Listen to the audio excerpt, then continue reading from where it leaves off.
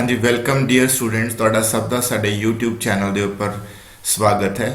ਅੱਜ ਤੁਹਾਡੇ ਨਾਲ ਆਪਾਂ ਡਿਸਕਸ਼ਨ ਕਰਾਂਗੇ ਗਵਰਨਮੈਂਟ ਕੰਪਨੀ ਬਾਰੇ।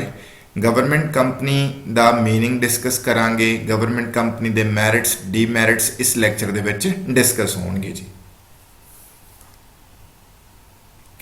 ਤਾਂ ਸਟੂਡੈਂਟ, ਜਿਵੇਂ ਕਿ ਤੁਹਾਨੂੰ ਸਭ ਨੂੰ ਪਤਾ ਹੈ ਕਿ ਆਪਾਂ farms of organisation of public enterprises ਦੇ ਵਿੱਚ ਪੜ੍ਹਦੇ ਹਾਂ कि गवर्नमेंट अपने इंटरप्राइजेस दियाँ जड़ियाँ हैगियां ने वो तीन फॉर्म्स क्रिएट करती है। एक तो गवर्नमेंट एज अ डिपार्टमेंट अपनी एक्टिविटीज़ परफॉर्म करती है, एक स्टैचुटरी कॉरपोरेशंस बना के, एक गवर्नमेंट कंपनीज के थ्रू। ठीक है, अज का लैक्चर होएगा गवर्नमेंट कंपनी के उपर। तो स्टूडेंट, जी गवर्नमेंट कंपनी होंदी है, गवर्नमेंट कंपनी जिमें अपने को कंपनीज एक्ट है 2013, तो चाहे कंपनी गवर्नमेंट आ पर जो एक्ट है कंपनीज एक्ट 2013 वो उहदे अंडर ही रजिस्टर्ड होंदी है ते उसे ही एक्ट द्वारा गवर्न होंदी है। मतलब कि जिहड़ा वो कंपनीज एक्ट 2013 है उहदियां ही सारियां प्रोविजनस गवर्नमेंट कंपनी ते इंप्लीमेंट होणगियां। ठीक है जी। सो पहली चीज़ स्टूडेंट्स ये याद रखनी है कि गवर्नमेंट कंपनी जिहड़ी आ वो कोई special act of the parliament they which registered नहीं होंदी, वो सगों दी कंपनीज एक्ट 2013 च रजिस्टर्ड होंदी है। ठीक है, और उसे ही एक्ट यानी कि कंपनीज एक्ट 2013 दियां प्रोविजनस नूं ही फॉलो करती है। हुण इहदी खासियत की हुंदी है गवर्नमेंट कंपनी दी? गवर्नमेंट कंपनी दी खासियत ये हुंदी है कि गवर्नमेंट कंपनी दे केस दे विच जिन्नी पेड अप कैपिटल होंदी है उस पेड अप कैपिटल दे विच 51% तो ज़्यादा हिस्सा, ठीक है जी, यानी कि 51% या उस तो उपर जिहड़ा शेयर होगा पेड अप कैपिटल च वो सेंट्रल गवर्नमेंट का होगा। ठीक है, या तो सेंट्रल गवर्नमेंट का होगा या स्टेट ते सेंट्रल गवर्नमेंट दोनों का होगा। ठीक है, यानी कि कुल मिला के 51% और मोर, यानी कि मिनिमम कितना है, यानी कि 51% तो नीचे नहीं होना चाहिए गवर्नमेंट का शेयर। ਜਿਹੜੀਆਂ कंपनीज ਦੇ ਵਿੱਚ गवर्नमेंट का शेयर 51% और मोर है उन्होंने ਆਪਾਂ गवर्नमेंट कंपनी बोलते हैं। तो ਜਿਹੜੇ ਇਹ शेयर्स ऑफ द कंपनी होंगे जी, ये प्रेजिडेंट ऑफ इंडिया के नाम से परचेज किए जाते हैं। ठीक है जी। ਜਿਹੜੀਆਂ ਇਹ गवर्नमेंट कंपनीज आ वो प्राइवेट लिमिटेड कंपनी भी हो सकती है तो पब्लिक लिमिटेड कंपनी भी हो सकती है। इत्थे स्टूडेंट्स तुसीं ये नहीं समझना कि जिहड़ा प्राइवेट लिमिटेड कंपनी ते पब्लिक लिमिटेड कंपनी, इत्थे प्राइवेट ते पब्लिक तो मतलब तुसीं प्राइवेट तो मतलब प्राइवेट नहीं लेना, पब्लिक तो मतलब गवर्नमेंट नहीं लेना। इत्थे बेसिकली की हुंदा है कि जिहड़ियां कंपनीज जिहड़ा तुहाडा कंपनीज एक्ट 2013 है ਉਹਦੇ अंदर ਜਿਹੜੀਆਂ कंपनीज वो दो तरीके ਨਾਲ खुल सकदियां ने, प्राइवेट लिमिटेड कंपनी और पब्लिक लिमिटेड कंपनी। तो इत्थे सिर्फ फर्क ये है स्टूडेंट्स, इस दे उपर असीं लैक्चर भी अलग तो बनाया होया कि what is the difference between private limited company and public limited company. Private limited company ਜਿਹੜੀ ਹੁੰਦੀ ਹੈ स्टूडेंट्स वो बस इन्ना ਹੁੰਦਾ कि वो पब्लिक तो फंड्स नहीं इकट्ठे कर सकती, यानी कि शेयर्स पब्लिक ਨੂੰ इशू करके फंड्स नहीं मतलब कि उतों इकट्ठे कर सकती। जो कि पब्लिक लिमिटेड कंपनी है वो अपने IPO के जरिए पब्लिक तो पैसा इकट्ठा कर सकती है। कुछ क डिफरेंस होर भी होंगे, वो नो डाउट अपने ਜਿਹੜੇ ਲੈਕਚਰ ਦੇ ਵਿੱਚ मैं इन्हों का डिफरेंस दसन की कोशिश की है, उसनों तुसीं प्लीज़ वॉच कर सकते हो। ठीक है, तो हुण स्टूडेंट्स आप इहदी एग्जाम्पल्स देखिए कि भी किहड़ी गवर्नमेंट कंपनी है। तक बहुत सारिया गवर्नमेंट कंपनीज हैगियां ने, बट उन्हां दे विच्चों मैं दो दी एग्जाम्पल देन लग्या, IOC Indian Oil Corporation, SAIL Steel Authority of India Limited, ये गवर्नमेंट कंपनीज ने। तो हुण स्टूडेंट्स आप डिस्कस करांगे features of the government companies. जिवें कि पहले ही दस्सिया कि इन्हां नूं कंपनीज एक्ट 2013 के अंदर इस्टैबलिश किया जाता है। ठीक है, इन्हां दी जिहड़ी मैनेजमेंट हुंदी है कंपनीज दी वो as per the provision of the companies act उहदे अकॉर्डिंग ही होएगी। इन्हां कंपनीज जिहड़ियां गवर्नमेंट कंपनीज है, क्योंकि इत्थे कंपनीज एक्ट 2013 के अकॉर्डिंग ही सब कुछ होना है, तो नैचुरली है जिहड़ियां गवर्नमेंट कंपनीज आ उन्हां नूं भी अपना मैमोरेंडम ऑफ एसोसीएशन ते आर्टिकल ऑफ एसोसीएशन जिहड़े दो मेन डॉकूमेंट्स होंदे कंपनी दे उन्होंने मतलब कि क्रिएट करना पैंदा है और उहदे विच उन्होंने सबमिट भी करना पैंदा रजिस्ट्रार ऑफ कंपनीज नूं। मतलब कि ਇੱਥੇ ਇੱਕ ਗੱਲ ਦਾ ਖਿਆਲ ਰੱਖਣਾ ਕਿ ਚਾਹੇ ਗਵਰਨਮੈਂਟ ਕੰਪਨੀ ਹੈ ਇਹ, ਪਰ ਇਹਦਾ ਸਾਰਾ ਜੋ ਫੰਕਸ਼ਨਿੰਗ ਹੈ ਜਾਂ ਜਿਹੜੀ ਮੈਨੇਜਮੈਂਟ ਉਹ ਕੰਪਨੀਜ਼ ਐਕਟ 2013 ਦੇ ਅਕੋਰਡਿੰਗ ਹੋਊਗੀ, ਤੇ ਇਹਨਾਂ ਕੰਪਨੀਜ਼ ਨੂੰ ਵੀ ਆਪਣੇ MOA ਯਾਨੀ ਕਿ ਮੈਮੋਰੈਂਡਮ ਆਫ ਐਸੋਸੀਏਸ਼ਨ ਤੇ ਆਰਟੀਕਲਸ ਆਫ ਐਸੋਸੀਏਸ਼ਨ ਪ੍ਰਪੇਅਰ ਕਰਨੇ ਪੈਂਦੇ ਆ, ਜਿਵੇਂ ਕਿ ਦੂਸਰੀਆਂ ਕੰਪਨੀਆਂ ਕਰਦੀਆਂ ਨੇ। ਤਾਂ ਨੈਚੁਰਲੀ ਸਾਰੇ ਡਾਕੂਮੈਂਟਸ, ਬਸ ਫਰਕ ਸਿਰਫ ਇੰਨਾ ਕਿ ਜਿਹੜੀ ਤੁਹਾਡੀ ਗਵਰਨਮੈਂਟ ਕੰਪਨੀ ਆ ਉਹਦੇ ਵਿੱਚ ਸਿਰਫ ਇੱਕ ਹੀ ਫਰਕ ਆ ਕਿ 51% ਠੀਕ ਹੈ ਔਰ ਮੋਰ, ਯਾਨੀ ਕਿ ਪੇਡ ਅਪ ਕੈਪੀਟਲ ਦਾ ਜੋ ਸ਼ੇਅਰ ਆ ਉਹ 51% ਔਰ ਮੋਰ ਕਿਹਦੇ ਕੋਲੇ ਹੋਊਗਾ, ਉਹ ਗਵਰਨਮੈਂਟ ਕੋਲੇ ਹੋਊਗਾ ਬਸ। ਠੀਕ ਹੈ ਜੀ, ਕਲੀਅਰ।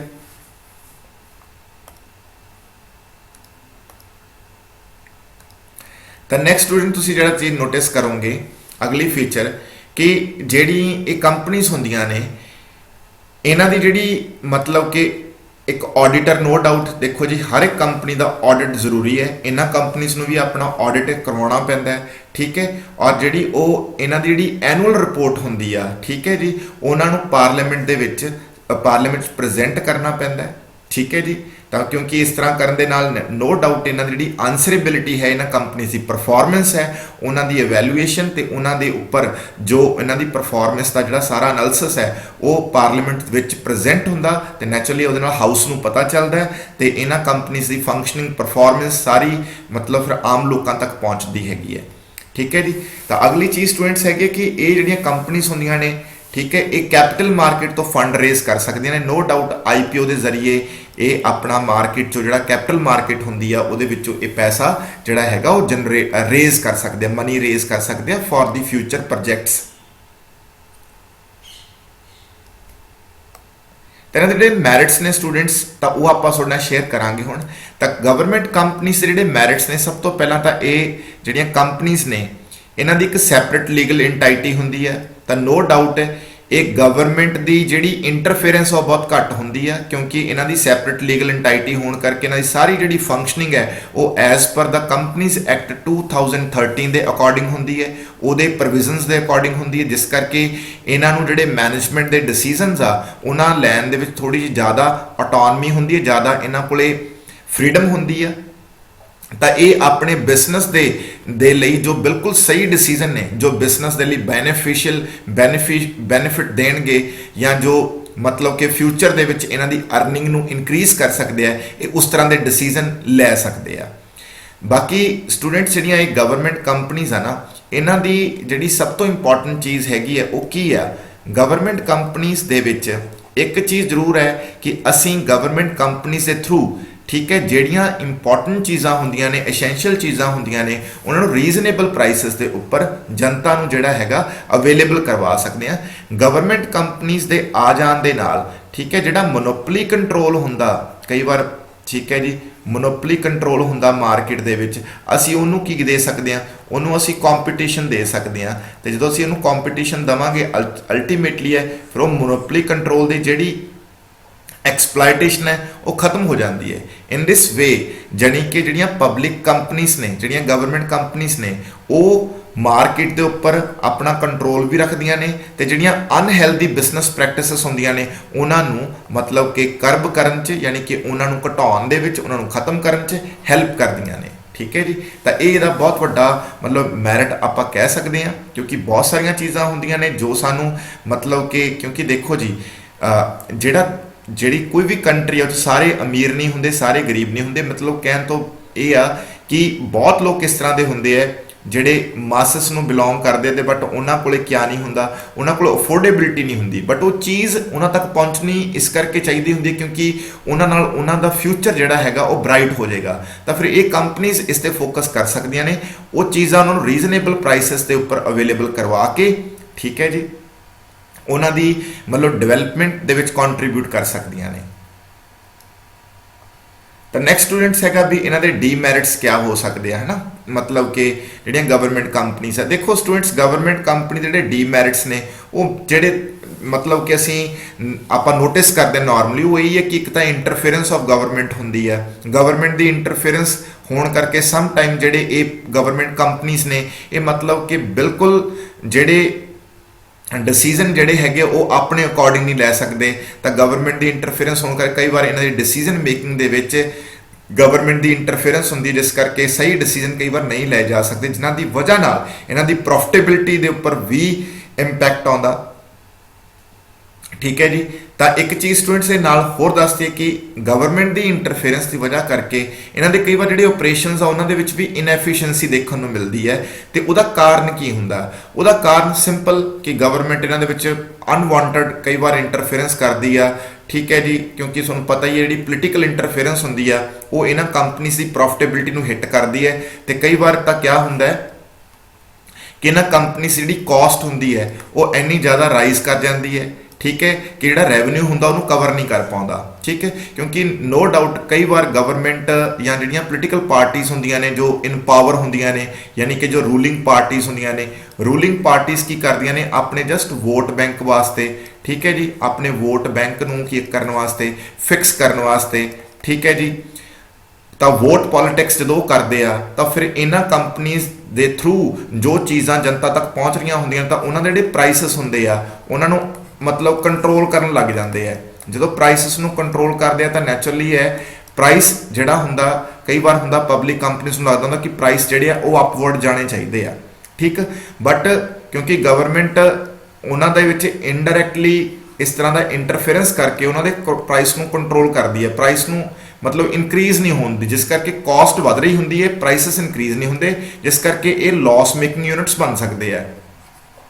ਤਾਂ ਜਦੋਂ ਇਹ ਲਾਸ ਮੇਕਿੰਗ ਯੂਨਿਟਸ ਬਣ ਜਾਂਦੇ ਨੇ ਤਾਂ ਫਿਰ ਨੈਚੁਰਲੀ ਹੈ ਜੀ ਜਿਹੜੀ ਇਹਨਾਂ ਦੀ ਜਿਹੜੇ ਇਹਨਾਂ ਤੇ ਡੈਟ ਬਰਡਨ ਹੁੰਦੇ ਉਹ ਇੰਨੇ ਜ਼ਿਆਦਾ ਹੋ ਜਾਂਦੇ ਕਿ ਇਹ ਐਫੀਸ਼ੀਐਂਟਲੀ ਕੰਮ ਹੀ ਨਹੀਂ ਕਰ ਪਾਉਂਦੇ। ਯਾਨੀ ਕਿ ਸਮ ਟਾਈਮ ਤੁਸੀਂ ਨੋਟਿਸ ਕੀਤਾ ਹੋਊਗਾ ਕਿ ਆਪਾਂ 1956 ਦੀ ਜਿਹੜੀ IPR ਇੰਡਸਟਰੀਅਲ ਪਾਲਿਸੀ ਰੈਜ਼ੋਲੂਸ਼ਨ 1956 ਬਣਾਇਆ ਸੀ, ਉਹਦੇ ਵਿੱਚ ਨੋ ਡਾਊਟ ਅਸੀਂ ਪਬਲਿਕ ਸੈਕਟਰ ਨੂੰ ਬੜੀ ਅਹਿਮੀਅਤ ਦਿੱਤੀ, ਬਟ ਕੁਛ ਟਾਈਮ ਬਾਅਦ ਅਸੀਂ ਇਹ ਨੋਟਿਸ ਕੀਤਾ ਕਿ ਸਾਡੇ ਜਿਹੜੇ ਪਬਲਿਕ ਸੈਕਟਰ ਯੂਨਿਟ ਸੀਗੇ, ਠੀਕ ਹੈ, ਜਾਂ ਪਬਲਿਕ ਸੈਕਟਰ ਇੰਟਰਪ੍ਰਾਈਜ਼ਸ ਸੀ, ਉਹਨਾਂ ਦੇ ਵਿੱਚੋਂ ਕਈ ਤਾਂ ਲਾਸ ਮੇਕਿੰਗ ਯੂਨਿਟਸ ਬਣ ਗਏ ਸੀ। ਲਾਸ ਮੇਕਿੰਗ ਯੂਨਿਟਸ ਯਾਨੀ ਕਿ ਲਾਸ ਮੇਕਿੰਗ ਯੂਨਿਟਸ ਬਣਨ ਕਰਕੇ ਉਹਨਾਂ ਨੂੰ ਇੱਕ ਪੁਆਇੰਟ ਆਫ ਟਾਈਮ ਤੇ ਕੀ ਕਰਨਾ ਪਿਆ? ਬੰਦ ਕਰਨਾ ਪਿਆ। ਸਰਕਾਰ ਨੇ ਉਹਨਾਂ ਨੂੰ मतलब कि बंद करता। तो वो बंद वो इस करके होए क्योंकि एक सरकार दी इंटरफेरेंस वाली सी।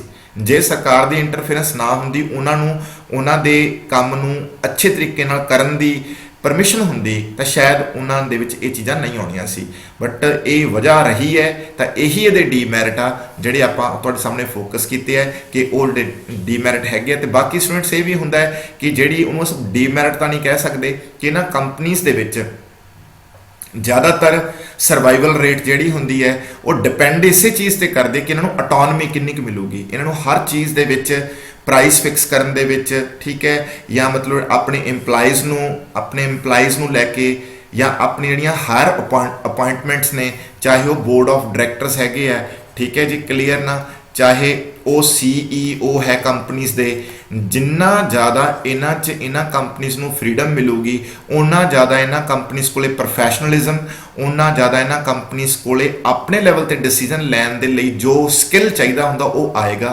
तो ये बैटरली परफॉर्म करनी। पर जेकर इन्हां सब चीज़ों के विच पोलीटिकल इंटरफेरेंस होएगी तो नैचुरली इन्हां दी जिहड़ी मैनेजमेंट होगी वो फिर नैचुरली बहुत ज़्यादा बिजनेस समझ वाली नहीं होगी, जिन्होंने बिजनेस की समझ होगी तो अल्टीमेटली फिर वो जोड़े पोलीटिकल मोटिवेटेड लोग होणगे या मतलब कि पोलीटिकल प्रैशर राही या मतलब आप कह सकते हैं कि उन्होंने लोगों के रिश्तेदार होणगे पोलीटिकल पार्टीज़ के इन्हां दे विच, तां डेफिनेटली है फिर उन्होंने कोई टैक्नीकल समझ तो होएगी नहीं, मतलब अपनी फील्ड की एक्सपर्टीज़ तो होएगी नहीं, जिस करके कंपनीज़ नूं खतरा बन जाता है। तो इसी स्टूडेंट्स जिहड़ियां गवर्नमेंट कंपनीज़ बारे आपां डिस्कशन की, होप सो तुहानूं ये जिहड़ा मतलब ब्रीफ डिस्कशन सी वो समझ आई होएगी। तो थैंक यू बी स्टूडेंट्स।